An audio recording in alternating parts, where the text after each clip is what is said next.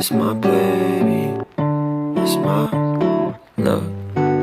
Touching you slow. Assalamualaikum warahmatullahi wabarakatuh. Saya Nadia Ifat. Saya di sini sebagai moderator dari kelompok 4. Di sini kami akan membahas tentang komunikasi organisasi, mata kuliah komunikasi bisnis dengan dosen pengampu Ibu Ruci Arisanda Rahayu SE MSA AKCA. Kelompok 4 beranggotakan Syafaatul Hasanah, Syafiratul Fadila, Putri Ayu Asari, Foni Revina, Lailatul Makfiro, Iftita Sofia Puspa Arum, Isati Samira, dan saya sendiri yaitu Nadia Ifat. Pertama-tama, teman saya Syafaatul Hasanah akan melanjutkan presentasi ini. Assalamualaikum warahmatullahi wabarakatuh. Perkenalkan, nama saya Syafaatul Hasanah, NIM 18 2010 300 112 dari Fakultas FBIS Prodi Akuntansi semester 5 kelas A2. Di sini saya akan menjelaskan mengenai hubungan komunikasi. Hubungan komunikasi. Organisasi adalah sekelompok masyarakat yang saling bekerja sama untuk mencapai tujuan tertentu, dan komunikasi adalah perekat yang memungkinkan kelompok masyarakat tersebut secara bersama-sama melakukan fungsinya dengan baik. Hubungan komunikasi yang terjalin baik antara manajer yang satu dan manajer yang lain, antara manajer dan karyawan, atau antara karyawan yang satu dan karyawan yang lain merupakan salah satu kunci keberhasilan manajer dalam mencapai tujuan organisasi yang telah ditetapkan. Manajer pada semua level dalam suatu organisasi bisa memiliki peran strategis bagi pengembangan organisasi ke depan. Menurut Mintzberg, terdapat 3 peran manajerial yang dapat diterapkan oleh manajer suatu organisasi, yaitu yang pertama ialah peran antar pribadi, yang kedua peran informasi, dan yang ketiga ialah peran keputusan. Peran antar pribadi menunjukkan bahwa seorang manajer harus mampu menurunkan dirinya sebagai seorang tokoh figur, pemimpin, dan penghubung. Seorang manajer suatu organisasi harus memerankan dirinya sebagai seorang tokoh figur. Yang kedua ialah peran informasional, mencakup peran pemantauan, peran penyebar informasi, dan peran juru bicara. Peran pemantauan adalah peran yang harus dilakukan oleh seorang manajer untuk mengawasi bawahannya atau karyawan agar pekerjaan mereka sesuai dengan rencana yang telah ditetapkan sebelumnya. Dan yang ketiga, yaitu peran keputusan. Peran keputusan mencakup 3 peran penting, yaitu yang pertama peran wirausaha, peran pemecah masalah, dan peran pengalokasi sumber daya, dan peran negosiator. Seorang manajer harus dapat memerintah dirinya sebagai seorang wirausaha yang jujur, dinamis, ulet, kreatif, inovatif, responsif, bertanggung jawab, berani mengambil risiko, dan berwawasan luas. Perkenalkan, nama saya Safira Nur Fadila, NIM 18 20 10 300 115. Kegiatan pertukaran informasi. Fungsi penting komunikasi. Komunikasi mempunyai 2 fungsi penting dalam organisasi. Yang pertama, komunikasi memungkinkan orang-orang saling bertukar informasi. Yang kedua, komunikasi membantu menghubungkan sekelompok anggota organisasi yang terpisah dari anggota lainnya. Pada umumnya, organisasi sangat bergantung pada komunikasi untuk mencapai tujuannya. Kegiatan organisasi yang berkaitan dengan pertukaran informasi. Yang pertama, menetapkan tujuan. Tujuan organisasi dapat didefinisikan dalam arti keuangan atau finansial, mutu produk, penguasaan pasar, kepuasan karyawan, atau memberikan pelayanan bagi pelanggan.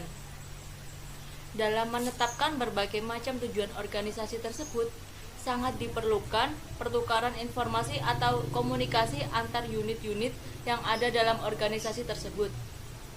Yang kedua, membuat dan melaksanakan keputusan. Untuk membuat keputusan-keputusan yang mendukung tujuan organisasi, harus mengumpulkan fakta-fakta agar dapat melakukan penilaian terhadap berbagai pilihan atau alternatif yang ada dengan cara membaca, bertanya kepada orang lain, dan sebagainya. Bila telah diambil, suatu keputusan harus dilaksanakan. Dalam hal ini memerlukan lebih banyak komunikasi. Yang ketiga, merekrut dan mengembangkan staf. Perusahaan harus mengumumkan secara terbuka, meneliti resume, dan melakukan wawancara dengan pelamar sehingga dapat ditemukan orang yang benar-benar cocok untuk menduduki jabatan yang tersedia. Selanjutnya, karyawan baru perlu diperkenalkan dengan staf organisasi. Yang keempat, membuat produk. Untuk menuangkan ide atau gagasan mengenai produk baru, kemudian menempatkannya dalam proses produksi sampai akhirnya menjadi produk yang siap dipasarkan, diperlukan komunikasi. Seorang perancang mendesain rencana produk, pemasar melakukan penelitian pasar, dan manajer penjualan melakukan kampanye penjualan. Yang kelima, berinteraksi dengan peraturan yang ada. Komunikasi bukan saja terjadi dalam tubuh perusahaan, tetapi juga antara perusahaan dan pemerintah. Sebagai wakil masyarakat, pemerintah sudah seharusnya melindungi kepentingan masyarakat. Untuk itu, pemerintah menyusun peraturan yang bertujuan memberi perlindungan bagi masyarakat luas dari tindakan sewenang-wenang perusahaan. Misalnya, peraturan yang berkaitan dengan perlindungan keselamatan kerja, jaminan hari tua, penentuan upah minimum regional. Assalamualaikum warahmatullahi wabarakatuh. Perkenalkan, nama saya Putri Awi Azhari, NIM 18 2010 300-126. Di sini saya akan menjelaskan materi selanjutnya, yaitu tentang pola komunikasi. Pola komunikasi. Pola komunikasi adalah cara seorang individu atau kelompok dalam berkomunikasi yang didasarkan pada teori-teori komunikasi dalam menyampaikan pesan atau informasi. Bagi perusahaan berskala kecil yang hanya memiliki beberapa karyawan, penyampaian informasi dapat dilakukan secara langsung kepada para karyawannya. Lain halnya dengan perusahaan besar yang memiliki ratusan bahkan ribuan karyawan. Penyampaian informasi kepada mereka merupakan pekerjaan yang cukup rumit. Secara umum, pola komunikasi dapat dibedakan menjadi saluran komunikasi formal atau formal communication channel dan saluran komunikasi non-formal atau informal communication channel. Saluran komunikasi formal. Dalam struktur organisasi garis, fungsional, maupun matriks, akan tampak berbagai macam posisi atau kedudukan masing-masing sesuai dengan batas tanggung jawab dan wewenangnya. Dalam kaitannya dengan proses penyampaian informasi dari manajer kepada bawahan ataupun dari manajer ke karyawan, pola transformasi informasinya dapat berbentuk 1.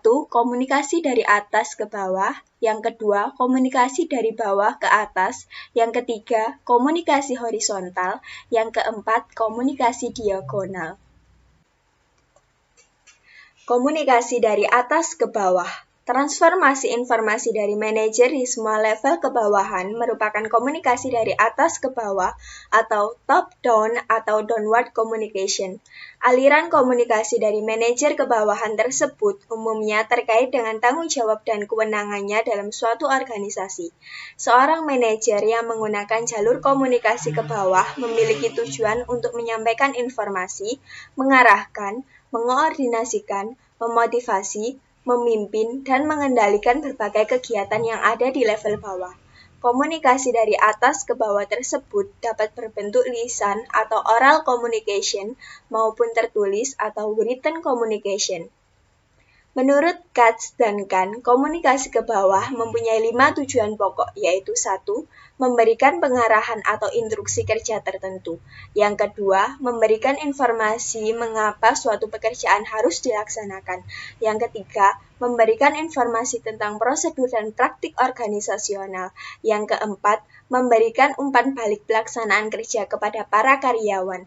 Yang kelima, menyajikan informasi mengenai aspek ideologi dalam membantu organisasi menanamkan pengertian tentang tujuan yang ingin dicapai. Perkenalkan, nama saya Foni Revina, NIM 1820 10 300 135. Nah, selanjutnya komunikasi dari bawah ke atas. Dalam struktur organisasi, komunikasi dari bawah ke atas, bottom up atau upward communication, berarti alur pesan yang disampaikan berasal dari bawah atau karyawan menuju ke atas atau ke manajer. Pesan yang ini disampaikan awalnya dari karyawan yang disampaikan ke jalur yang lebih tinggi, yaitu ke bagian pabrik, ke manajer produksi, dan akhirnya sampai ke manajer umum. Nah, ini untuk gambar komunikasi dari bawah ke atas. Bisa dilihat, ini dari karyawan naik ke bagian penjualan, bagian promosi, bagian pabrik, bagian penelitian, bagian akuntansi, bagian keuangan. Kemudian naik ke level yang lebih tinggi lagi, yaitu manajer. Di sini ada manajer pemasaran, manajer produksi, dan manajer keuangan. Setelah itu naik ke lebih tinggi lagi, yaitu manajer umum. Selanjutnya, komunikasi horizontal. Komunikasi horizontal atau sering disebut juga dengan horizontal communication adalah komunikasi yang terjadi di antara bagian-bagian yang memiliki posisi sejajar atau sederajat dalam suatu organisasi. Tujuan komunikasi horizontal antara lain untuk melakukan persuasi, mempengaruhi, dan memberikan informasi kepada departemen atau bagian yang memiliki kedudukan yang sejajar. Nah, ini adalah gambar untuk komunikasi sejajar. Ini dilakukan dari manajer, antar manajer. Di sini ada manajer pemasaran dengan manajer produksi atau manajer produksi dengan manajer keuangan. Begitu juga di level yang lebih bawah. Di sini ada bagian penjualan, bagian promosi, bagian pabrik, bagian penelitian, bagian akuntansi, dan bagian keuangan. Untuk komunikasi horizontal ini sangat jarang dipakai. Perkenalkan, nama saya Lailatul Mafiro, NIM 18-20-10-300-136. Saya akan menjelaskan tentang bagan komunikasi horizontal, komunikasi diagonal beserta bagannya, dan keterbatasan komunikasi formal. Bagan komunikasi horizontal. Bagaimana terjadinya komunikasi horizontal? Terjadinya komunikasi horizontal yaitu komunikasi antara manajer pemasaran dan manajer produksi dan manajer keuangan yang ditunjukkan oleh garis penghubung. Kenapa ada garis penghubung? Karena memiliki posisi yang sejajar di dalam perusahaan. Nah, manajer pemasaran dibagi menjadi dua, bagian penjualan sama bagian promosi. Manajer produksi juga dibagi menjadi dua, bagian pabrik sama bagian peneliti. Manajer keuangan juga dibagi menjadi dua, bagian akuntansi dan bagian keuangan. Komunikasi diagonal. Bentuk komunikasi yang satu ini memang agak lain dari beberapa bentuk komunikasi sebelumnya. Komunikasi diagonal communication, melibatkan komunikasi antara dua tingkat level organisasi yang berbeda. Contohnya adalah komunikasi formal antara manajer pemasaran dengan bagian pabrik, antara manajer produksi dengan bagian promosi, antara manajer produksi dengan bagian akuntansi, antara manajer keuangan dengan bagian peneliti. Bentuk komunikasi diagonal memiliki beberapa keuntungan, di antaranya adalah 1. Penyebaran informasi bisa menjadi lebih cepat ketimbang bentuk komunikasi tradisional. 2. Memungkinkan individu dari berbagai bagian atau departemen ikut membantu menyelesaikan masalah dalam organisasi. Bagan komunikasi diagonal. Manajer umum dibagi menjadi 3, manajer pemasaran, manajer produksi, dan manajer keuangan. Manajer pemasaran dibagi menjadi 2, bagian penjualan dan bagian promosi. Manajer produksi juga dibagi menjadi 2, bagian pabrik sama bagian peneliti. Manajer keuangan juga dibagi menjadi 2, bagian akuntansi dan bagian keuangan. Di situ ada garis penghubung. Nah, kan tadi saya sudah menjelaskan di slide sebelumnya, komunikasi diagonal adalah melibatkan komunikasi antara dua tingkat level organisasi yang berbeda. Jadi, manajer pemasaran melibatkan bagian pabrik, manajer produksi melibatkan bagian promosi dan bagian akuntansi, sedangkan manajer keuangan melibatkan bagian penelitian. Keterbatasan komunikasi formal. Meskipun sangat penting bagi organisasi besar, namun dampak saluran komunikasi formal kurang menguntungkan dari sudut pandang individual maupun perusahaan. Dilihat dari sudut pandang individual perseorangan, komunikasi formal sering membuat frustasi atau menjengkelkan bagi pihak tertentu, khususnya mengenai keterbatasan untuk masuk ke dalam proses pengambilan keputusan. Dalam struktur organisasi yang besar, untuk dapat berkomunikasi dengan manajer puncak harus terlebih dahulu melalui lapisan manajer yang ada di bawahnya. Artinya, banyak jalur yang harus dilalui untuk dapat berkomunikasi secara langsung dengan manajer puncak. Assalamualaikum warahmatullahi wabarakatuh. Saya Diftita Sofia Puspa Arum, NIM 18-2010-300-142, akan melanjutkan penjelasan dari teman saya. Bagaimana jika dipandang dari sudut pandang perusahaan? Dari sudut pandang perusahaan, masalah terbesar dengan saluran komunikasi formal adalah kemungkinan munculnya distorsi atau gangguan penyampaian informasi ke level yang lebih tinggi, karena setiap keterkaitan atau link dalam jalur komunikasi berpotensi menimbulkan kesalahpahaman. Cara mengatasi hal tersebut dengan mengurangi jumlah tingkatan atau level dalam struktur organisasi. Semakin sedikit kaitan dengan jalur komunikasi, semakin sedikit kemungkinan terjadi kesalahpahaman. Struktur organisasi yang mendarat, flat dengan tingkatan organisasi yang lebih sedikit dan lebih banyak rentang kendalanya atau span of control akan dapat membantu mengurangi terjadinya distorsi. Struktur komunikasi organisasi adalah manajer menyampaikan kepada para supervisor dan supervisor menyampaikan pada karyawan-karyawan. Saluran komunikasi informal. Bagian organisasi formal akan dapat menggambarkan bagaimana informasi yang ada ditransformasikan dari satu bagian ke bagian lainnya sesuai dengan jalur hierarki yang ada.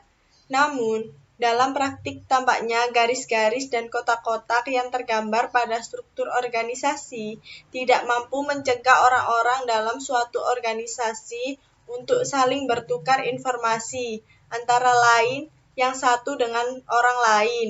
Oleh karena itu, keberadaan jaringan komunikasi informal dalam suatu organisasi tidak dapat dielakkan.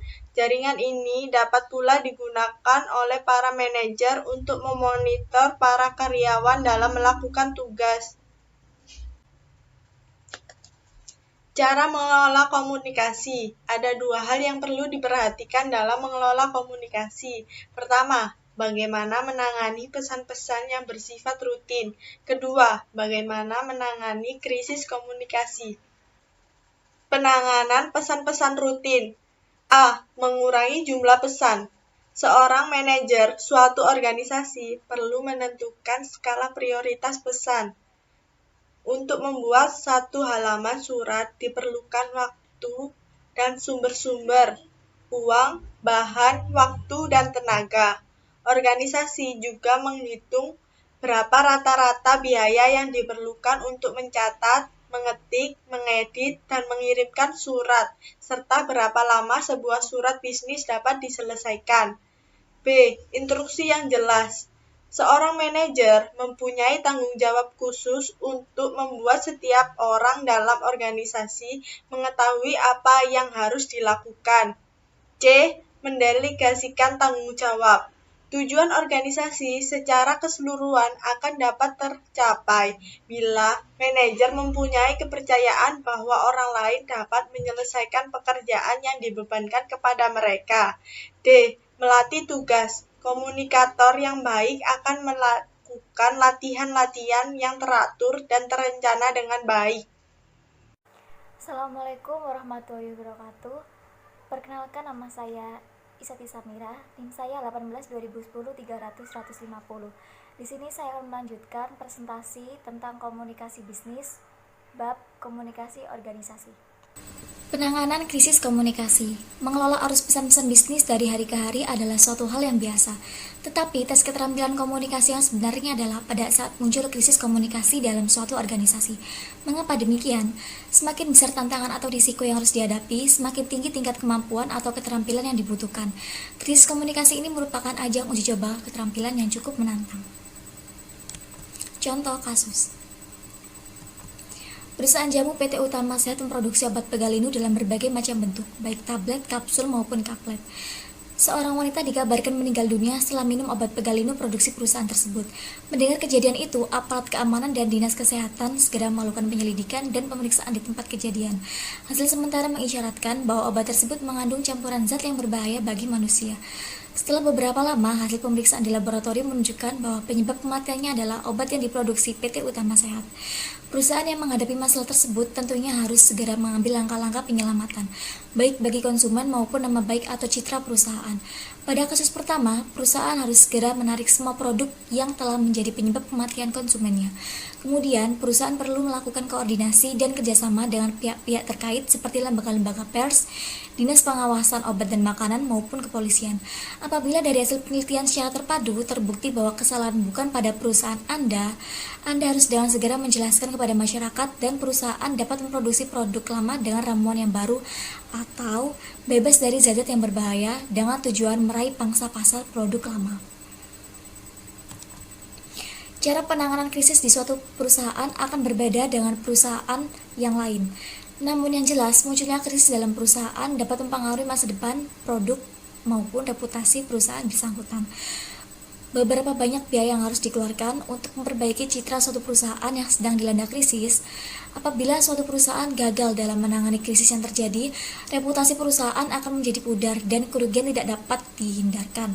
Dalam kaitannya dengan krisis komunikasi tersebut, ada dua falsafah dalam komunikasi, yaitu bersikap diam, tidak mengatakan sesuatu, atau katakan apa yang terjadi dan segera.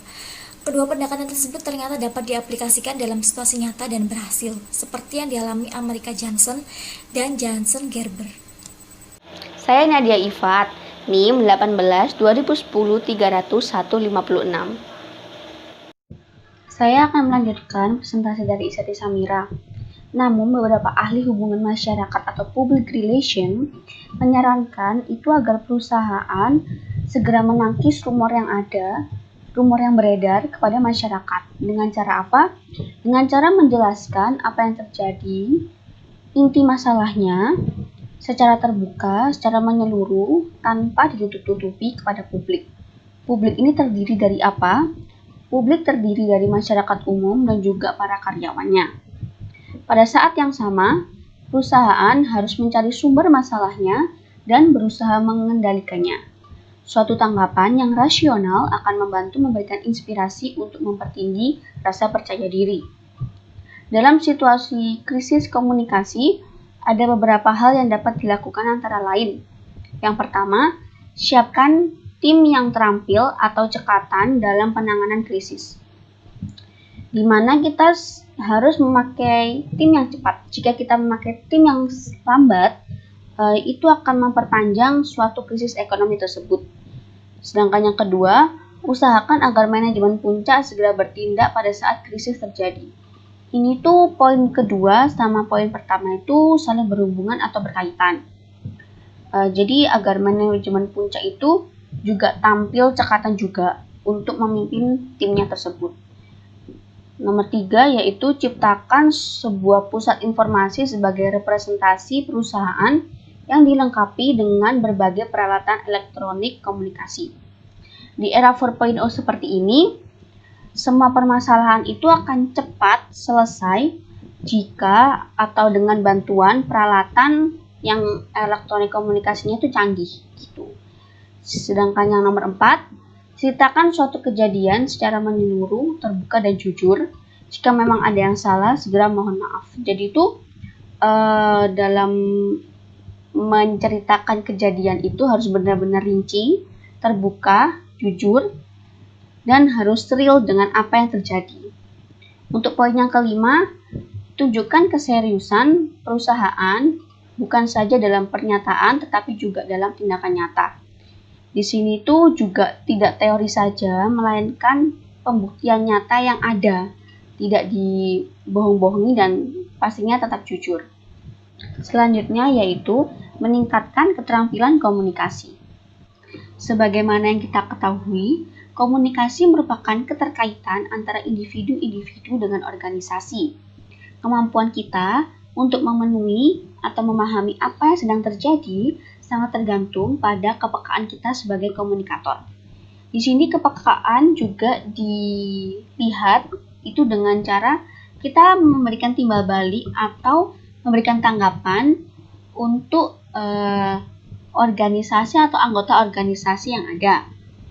Dan juga bila kita mengetahui dinamika komunikasi, kita akan dapat membaca secara akurat apa yang sedang terjadi dalam suatu organisasi. Pada saat yang sama, kita dapat menyesuaikan pesan-pesan kita sendiri dengan menggunakan jaringan komunikasi untuk mendapatkan manfaat yang terbaik. Semua pekerjaan memerlukan kemampuan berkomunikasi dengan orang lain secara efektif dan juga efisien. Beberapa keterampilan khusus yang diperlukan dalam komunikasi bisnis adalah membaca, mendengarkan, membuat percakapan yang menarik, melakukan wawancara, berdiskusi dengan kelompok-kelompok kecil, berpidato dan berprestasi, serta menulis surat, memo, dan juga laporan. Cara terbaik melakukan perbaikan program. Menilai diri pribadi secara jujur. Setiap orang berkeinginan untuk mengembangkan keterampilan berkomunikasi itu dengan cara kita juga bisa mengintrospeksi diri dengan mengembangkan minat kita atau selalu berlatih. Mungkin bisa saja kita adalah penulis yang baik atau kita adalah suatu produser yang baik. Dalam beberapa hari kemudian kita belajar dari pengalaman. Dan pengalaman yang paling penting dari pengalaman kita adalah belajar dari kesalahan yang terdahulu atau kegagalan kita yang pernah kita lakukan atau dilakukan oleh orang lain. Jadi kita tuh sudah tahu, oh baik dan buruknya pengalaman kita tuh seperti ini, jadi kita bisa memperbaikinya. Saya mewakili kelompok 4 mengucapkan terima kasih atas perhatiannya, dan apabila ada pertanyaan bisa ditanyakan. Wassalamualaikum warahmatullahi wabarakatuh.